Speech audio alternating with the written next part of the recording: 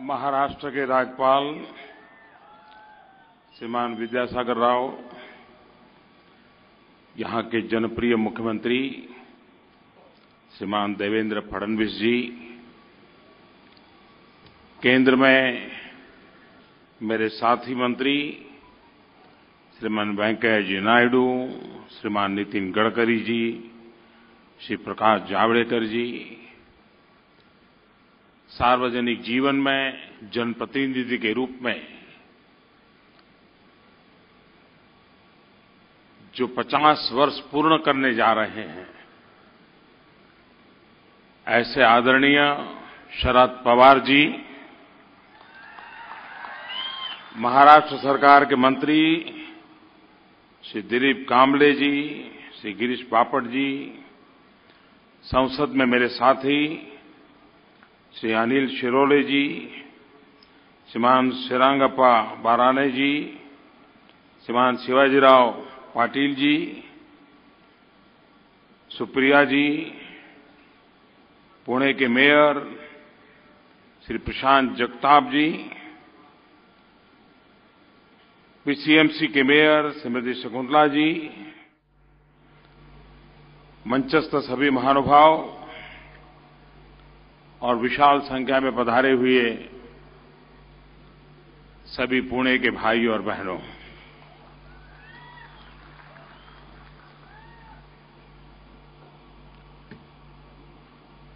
हमारे देश में बहुत तेजी से अर्बनाइजेशन हो रहा है।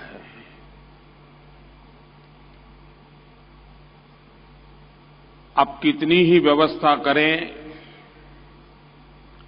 लेकिन जिस गति से शहरीकरण हो रहा है, हमारे लिए बहुत अनिवार्य हो गया है कि हम दो दिशा में काम करें।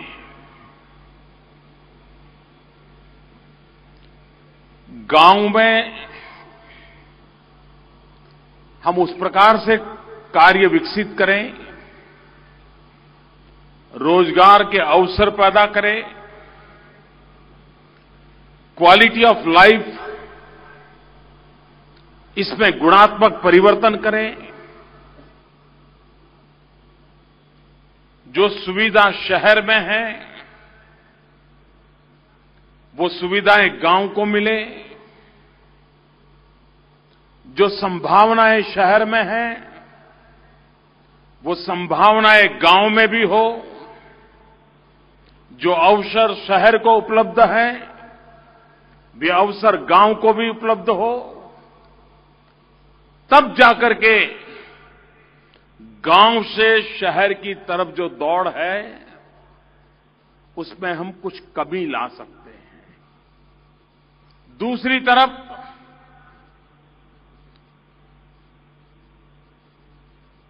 अगर हम टुकड़ों में सोचेंगे, अभी अभी जीत करके आए हैं, 5 साल में कैसे फिर से चुनाव जीतना, इसी दायरे में अगर सोचेंगे तो हम कभी भी शहरों के सामने जो चुनौतियां खड़ी हो रही है, उन चुनौतियों को कभी भी पार नहीं कर पाएंगे। और इसलिए तत्कालीन राजनीतिक लाभ हो या न हो,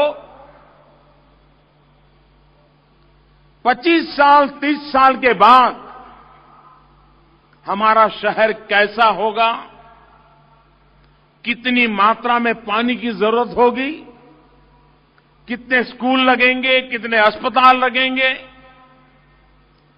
ट्रैफिक कितना बढ़ेगा, उसकी क्या व्यवस्था होगी, इस लंबी सोच के साथ अगर हम शहरों के विकास का प्लानिंग करेंगे, तब जाकर के ये तेज गति से जो शहरीकरण हो रहा है, उस चुनौतियों को हम पार कर सकते हैं। दिल्ली में जो सरकार है उसने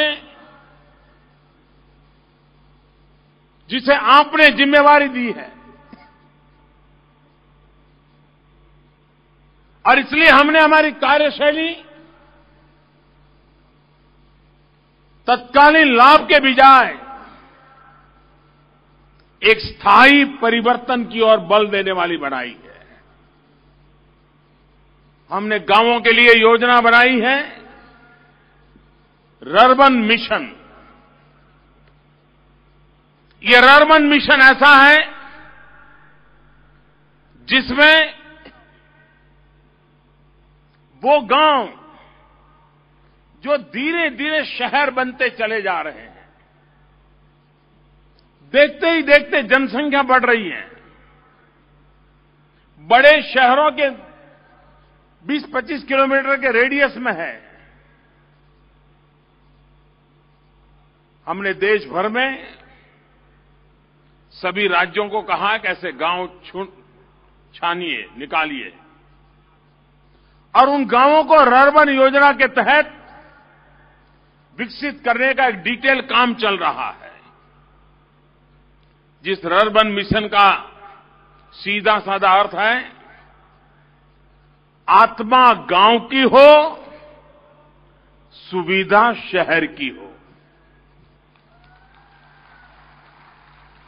गांव की आत्मा मरनी नहीं चाहिए,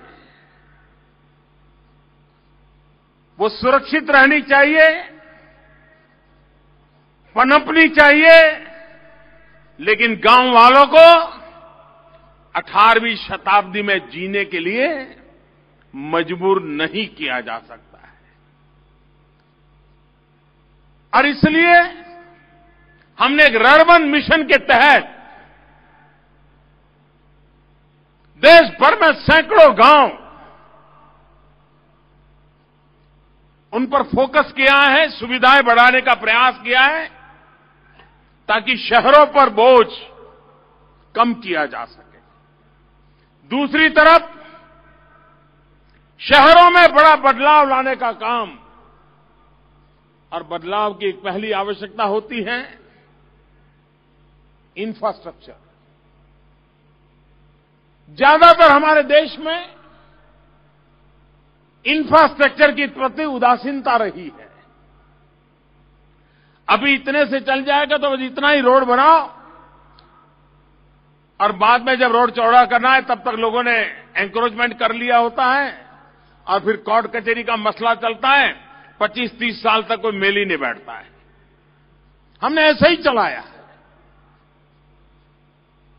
पानी के नल डालेंगे, जब तक पानी का नल डालने का पूरा हो जाएगा पाइपलाइन का, तब तक वहां जनसंख्या इतनी बढ़ जाएगी कि वो पाइपलाइन की साइज छोटी पड़ जाएगी। फिर प्रश्न आएगा बड़ी पाइपलाइन कैसे डाले। यानी हम विकास के उस मॉडल को लेकर चले हैं जिसके कारण हम तत्कालीन लाभ वो तो अनुभव करते हैं, लेकिन ऐसी व्यवस्थाएं विकसित नहीं करते कि आने वाले दिनों में आने वाले कितने बोझ होने वाला है उसका भी हम सॉल्यूशन निकालें। हमारी कोशिश है आज पूरे देश में एक साथ 50 से ज्यादा शहरों में मेट्रो की दिशा में आगे बढ़ने का प्रयास है। आप कल्पना कर सकते हैं कितना बड़ा आर्थिक बोझ उठाने का हमने फैसला किया है। लेकिन अगर हम टुकड़ों में करते, बातों को टाल देते, तो एक तो प्रोजेक्ट महंगे हो जाते, उस शहर की समस्या बढ़ती जाती और पैसे लगाने के बाद भी वो आवश्यकता की पूर्ति करे उस स्थिति में नहीं होते। और इसलिए हमारा दूसरा प्रयास है कि जो भी काम हाथ में ले उसको समय सीमा में पूरा करे। हो सके तो 25-30 साल के बाद की आवश्यकताओं को ध्यान में रख करके प्लानिंग करने का प्रयास करें। आज वो शायद इकोनॉमिकली वायबल हो या न हो, लेकिन एक बार अगर बात चल पड़ी तो इकोनॉमिकली वायबल होना भी 2-4 साल में हम अनुभव करने लग जाएंगे। हम क्वालिटी ऑफ लाइफ में चेंज लाना चाहते हैं। आज पूरे देश में 2.5 लाख पंचायत, उनको ऑप्टिकल फाइबर नेटवर्क से जोड़ने का एक बहुत बड़ा काम चल रहा है। ये डिजिटल इंडिया, ये सिर्फ शहरों के लिए नहीं है, संपूर्ण हिंदुस्तान को जब तक हम आधुनिक व्यवस्था और विज्ञान के साथ नहीं जोड़ेंगे तो हम देश को आगे नहीं बढ़ा सकते। एक जमाना था जब इंफ्रास्ट्रक्चर की चर्चा आती थी तो रोड, रेल, ज्यादा से ज्यादा एयरपोर्ट। अब वक्त बदल चुका है। लोगों को हाईवेज भी चाहिए, आईवेज भी चाहिए। आईवेज, इंफॉर्मेशन वेज। हाईवे भी चाहिए, आईवे भी चाहिए। अगर हाईवेज चाहिए तो ऑप्टिकल फाइबर नेटवर्क हमें पूरे देश में खड़ा करना पड़ेगा। पहले पानी का नल लग रहा है, पानी का पाइपलाइन लग जाए तो लोग खुश हो जाते थे। आज लोगों का कहना है कि साहब हमारे यहां गैस की पाइपलाइन भी लगनी चाहिए। वक्त बदल चुका है। तो बदले हुए वक्त में हमने विकास की अवधारणाओं को भी आधुनिक करना होगा और तब जाकर के सामान्य मानवी को आने वाले दिनों में क्या जरूरत रहने वाली है, इसको हम परिपूर्ण कर सकते हैं। वर्तमान में सरकार इंफ्रास्ट्रक्चर के दायरे को रेल और रोड से भी आगे बढ़ा करके water grid, digital network, gas grid, space के साथ सीधी टेक्नोलॉजी का संपर्क। अगर हमारा किसान इंश्योरेंस निकालता है तो उसकी फसल कितनी थी, फसल को कितना नुकसान हुआ, वो स्पेस टेक्नोलॉजी से पता चलना चाहिए और किसान को उसके हक का पैसा मिलना चाहिए। इस प्रकार का नेटवर्क ये समय की मांग है और उस रूप में भारत आधुनिक भारत बने, व्यवस्था और सुविधाओं से सभर हो, उस सपने को लेकर के हम चल रहे हैं। पुणे में मेट्रो का ये प्रकल्प, यहां के लोगों की नाराजगी बहुत स्वाभाविक है। अगर यही काम बहुत पहले हुआ होता, कम खर्चे में हुआ होता, इतने साल तक जो परेशानी हुई वो न होती। कई लोगों ने मुसीबत के कारण गाड़ियां खरीदी, वो गाड़ियां नहीं खरीदते, वो मान लेते कि अब मेट्रो आ गया, गाड़ी खर्चा क्यों करूं, पार्किंग के लिए जगह नहीं है। लेकिन देर आए दुरुस्त आए। और मेरे पुणे के भाई बहनों, पहले की सरकारें बहुत अच्छे अच्छे काम मेरे लिए बाकी रख के गई है।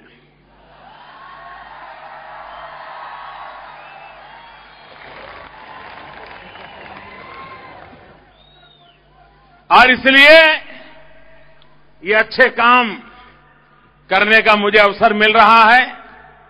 मुझे आज पुणे में इस कार्य हेतु आपके बीच आने का सौभाग्य मिला।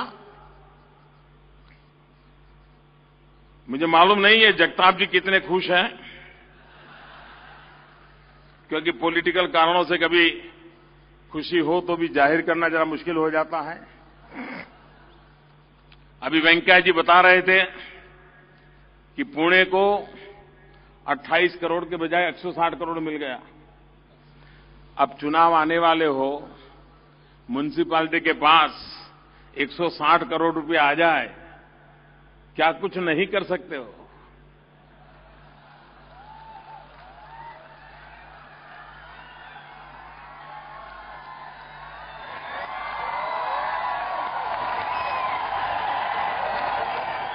लेकिन ये सब हुआ इसलिए कि 8 नवंबर को रात को 8 बजे जो मैंने घोषणा की, इसके कारण हुआ है। और ये सिर्फ पुणे में नहीं, हिंदुस्तान की हर सरकारों के पास अकेले अर्बन बॉडीज में 200 से 300% इनकम बढ़ी है, क्योंकि हर किसी को लगा कि मोदी ले जाएगा, उसके बजाय अच्छा है यहां डाल दो। लेकिन ये भी अच्छा हुआ, वरना कभी अर्बन बॉडीज में टैक्स 50%, 60%, 70% से आगे बढ़ नहीं पाता था। और देने वाले कौन थे? सामान्य व्यक्ति तो दे देता था। और नहीं देने वाले कौन होते थे? जो कभी कभी हमारे अगल बगल में दिखाई देते हैं, वो भी नहीं होते थे।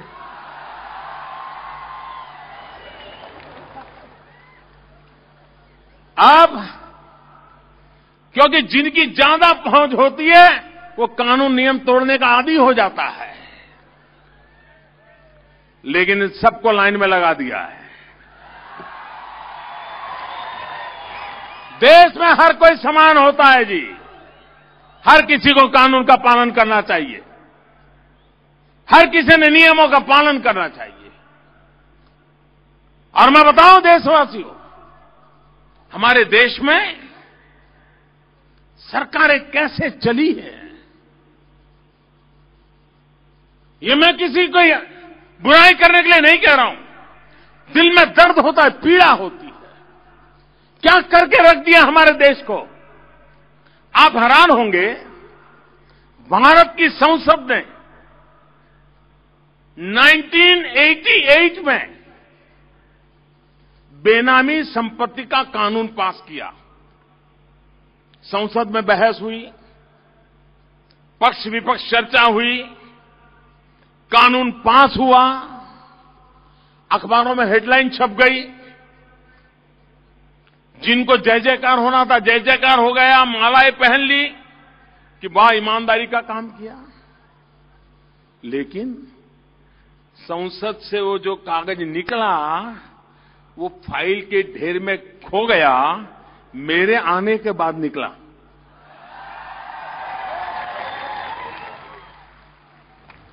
उसका नोटिफिकेशन नहीं हुआ, कानून लागू नहीं किया गया। अगर 1988 में उस समय जो संसद में बैठे थे, जिन्होंने इतना बड़ा महत्वपूर्ण निर्णय किया, अगर उस सरकार ने लागू किया होता, तो आज बेनामी संपत्ति के नाम पे जो देश में पाप बढ़ा है, वो बढ़ता क्या? देश बचता कि नहीं बचता? ऐसा पाप करके गए हैं। अब आप मुझे बताइए, मैं भी ऐसे ही चलने दूं कि ठीक करूं? जरा जोर से बताओ, ठीक करूं? तो जैसे अभी देवेंद्र जी ने आपसे लाइट करवाई थी, फिर से एक बार लाइट करके बताइए।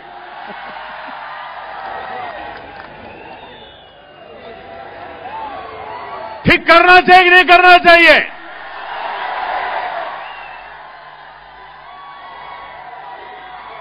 देश को तबाह होने की जो बातें चल रही, उसको रोकनी चाहिए कि नहीं रोकनी चाहिए?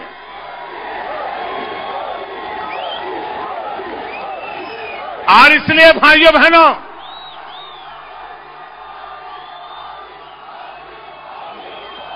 अगर समय पर देश में बीमारियों का उपचार किया होता, तो आज मुझे ऐसे कठोर कदम नहीं उठाने पड़ते। आज से 40 साल पहले जो काम करने चाहिए थे, वो काम किए होते, तो आज मेरे देश के 125 करोड़ ईमानदार लोगों को कतार में खड़ा नहीं रहना पड़ता।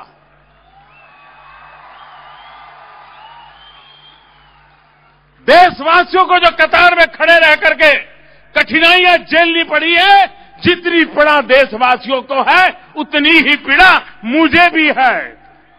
लेकिन ये निर्णय देश के लिए करना पड़ रहा है। जिन लोगों ने निर्णय नहीं किया, उन्होंने देश का भारी नुकसान किया है। मैंने देश को बचाने का वादा आपको किया था और इसलिए मैं आपके आशीर्वाद से आज एक कठोर कदम उठा रहा हूं।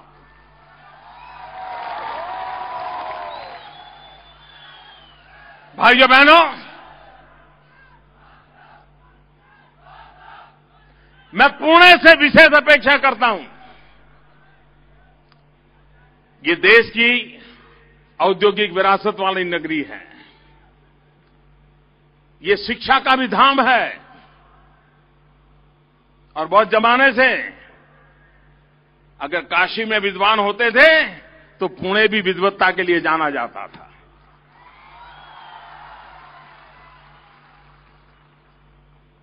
आईटी प्रोफेशन पुणे के जीवन के साथ जुड़ा हुआ है।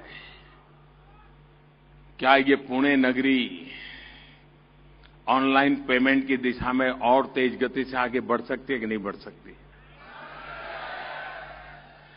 क्या हमारा मोबाइल फोन बैंक बन सकता है कि नहीं बन सकता है? ये बैंक हमारी हथेली में हो सकती है कि नहीं हो सकती है? जब चाहे जी चाहे अपना कारोबार चला सकते हैं, नहीं चला सकते हैं? क्या बैंक के कतार में खड़ा रखने की जरूरत है? क्या एटीएम के बाहर खड़े रहने की जरूरत है? सारी व्यवस्था उपलब्ध है कि नहीं है?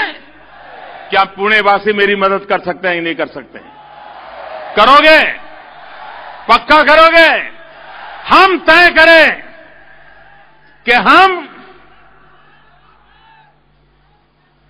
ई वॉलेट के द्वारा या डेबिट कार्ड के द्वारा, अब तो आधार एनेबल सर्विसेज भी अवेलेबल है।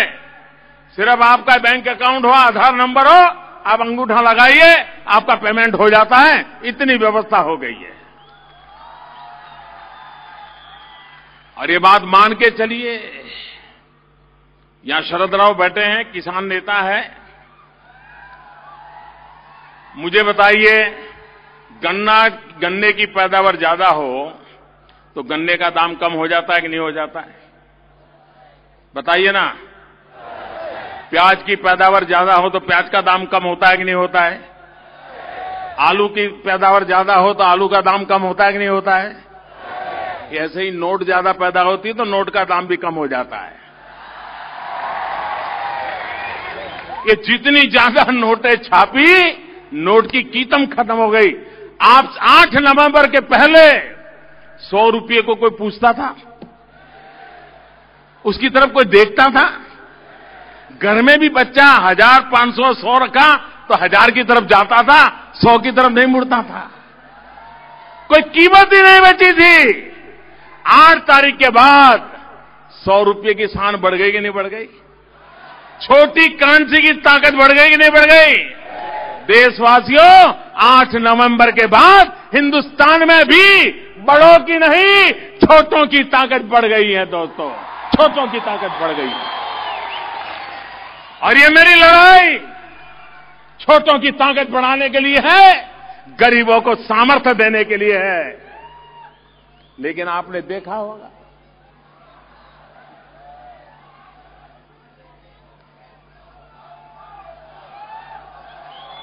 कुछ लोगों को लगा कि सब सरकारें तो ऐसी होती हैं, पहले थी वैसी ये होगी। ठीक है, मोदी 2-4 दिन बोल देंगे, फिर क्या होगा? फिर तो हम हैं, सालों से करते आए हैं, कर लेंगे। इसी मिजाज में उनको लगा बैंक में डाल दो, सब काला सफेद हो जाएगा। नोट तो काले की सफेद नहीं हुई, चेहरा काला हो गया, चेहरा काला हो गया। कुछ बैंक वालों को पटा करके और हिस्सेदारी करके खेल खेलने गए, अब कहीं मुंह दिखाने लायक नहीं रहे। आज टेक्नोलॉजी इतनी उत्तम है कि वो घर से निकला है ना, वहां तक पूंछ पहुंचने वाली है। महीना, 2 महीना, 3 महीने के बाद भी ये हरेक को पीछा किया जाएगा। बताओ भाई, पहले तो नहीं था, कहां से आया? बताना पड़ेगा। जिन्होंने सोचा है कि अब बैंक में गए तो काला सफेद हो गया, उनसे मैं कहता हूं संभल जाइए, अभी भी मौका है, कानून का पालन कीजिए, गरीबों के हक का जो है वो लौटा दीजिए। अब बचने की संभावना बची नहीं है।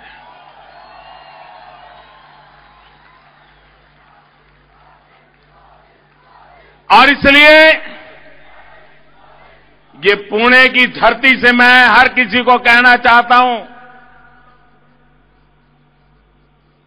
अभी भी वक्त है, आज भी नियम ऐसे हैं जिससे आपकी मदद हो सकती है।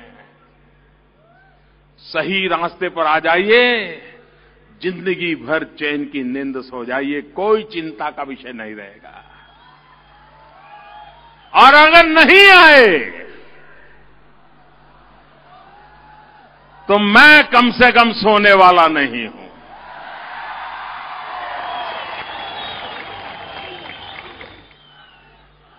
भाइयों बहनों, ये भ्रष्टाचार, काला धन, जाली नोट, ये आतंकवाद, ये नक्सलवाद, इसके खिलाफ लड़ाई कहने को नहीं कह रहा हूं दोस्तों, बड़े जिगर के साथ लड़ाई को छेड़ा है।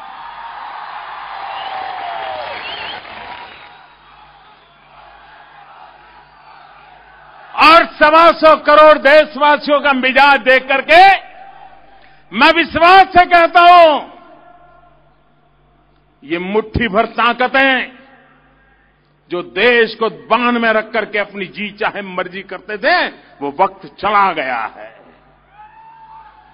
अभी देश में बात चलेगी तो 125 करोड़ देशवासियों की चलेगी। अगर इस देश में आवाज उठेगी तो 125 करोड़ देशवासियों की आवाज उठेगी। उस आवाज को मुट्ठी भर लोग अब दबा नहीं पाएंगे।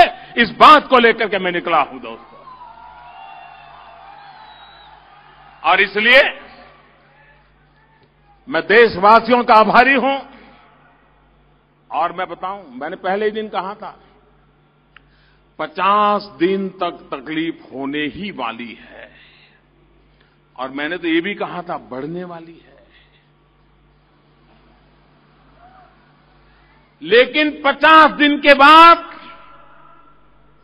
ईमानदार लोगों की तकलीफ कम होना शुरू हो जाएगा और बेईमान लोगों की तकलीफ बढ़ना शुरू हो जाएगा।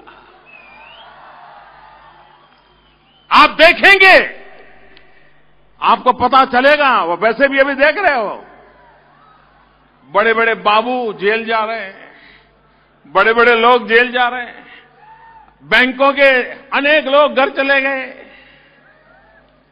छुट्टी हो गई, और कुछ जेल भी चले गए।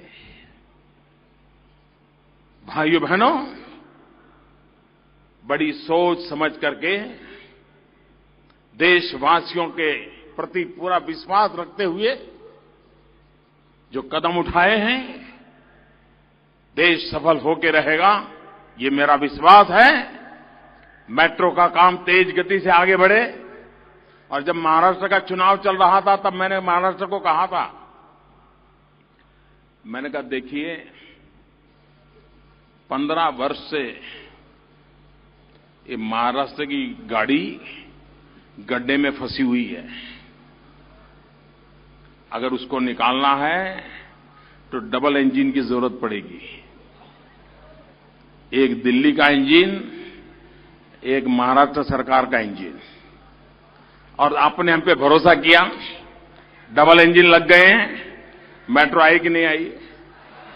तो ये डबल इंजन की ताकत है। तो आपने इस डबल इंजन का अवसर दिया, इसके लिए भी आपका बहुत बहुत आभार, धन्यवाद। बहुत बहुत धन्यवाद माननीय प्रधानमंत्री जी, आपका बहुत बहुत धन्यवाद।